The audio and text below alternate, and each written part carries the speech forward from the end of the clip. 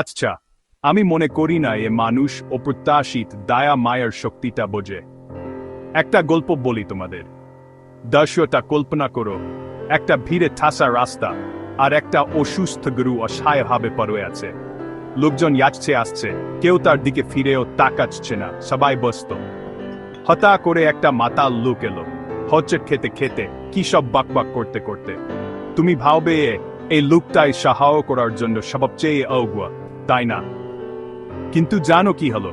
গরুটাকে দেখে তার মনটা গলে গেল। পৃথিবীর সমস্ত দয়া তার ভিতরে জেগে উঠল। সে হাঁটু গেড়ে বসে আলতো করে গরুটাকে সান্ত্বনা দিতে লাগলো। সে এমনকি সাহায্যের জন্য ডাকাডাকিও করলো, যাতে গরুটা ঠিকমতো যাতন পায়।